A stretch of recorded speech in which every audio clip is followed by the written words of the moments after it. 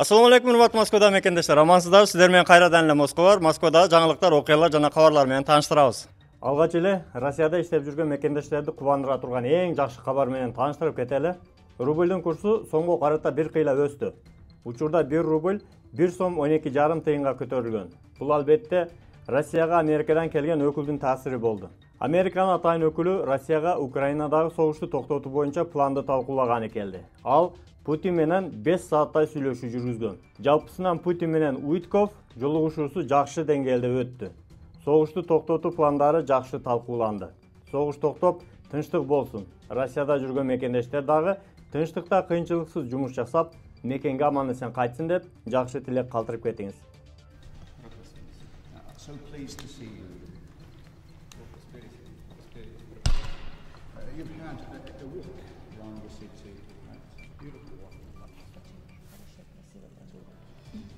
Дагы бир жакшы кабар. Песков Бишкекте берген маегинде Орусияда жүргөн кыргызстандыктарга жеңилдиктер каралаарын айткан.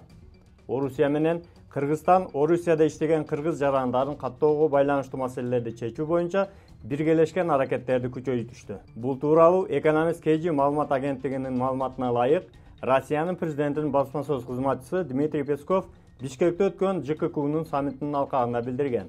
Анын айтымында Москва кыргыз жарандары үчүн жол жоболорду жөнөкөйлөтүүгө даяр.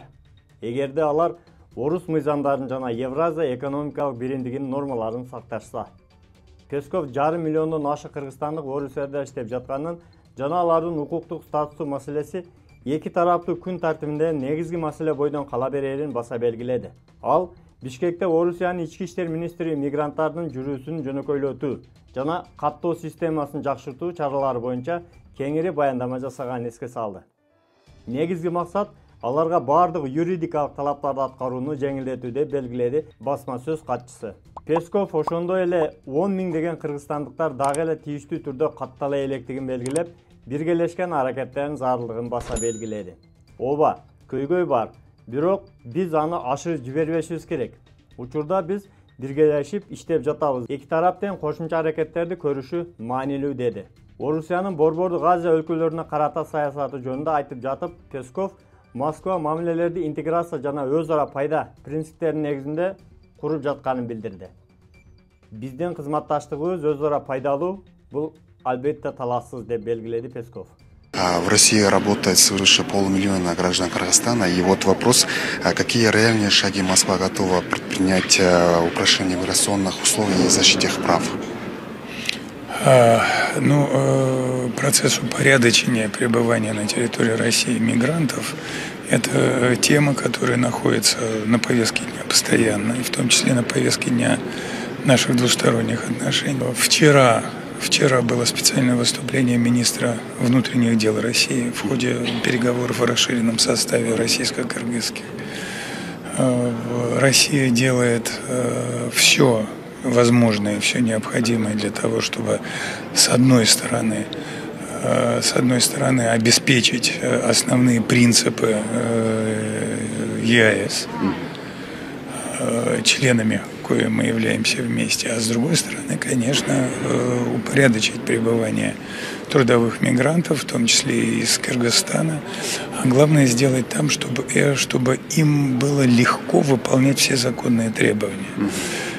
Есть ситуация, когда в чем-то мы не нарабатываем. До сих пор очень много людей, которые просто не регистрируются должным образом. Это несколько десятков тысяч человек.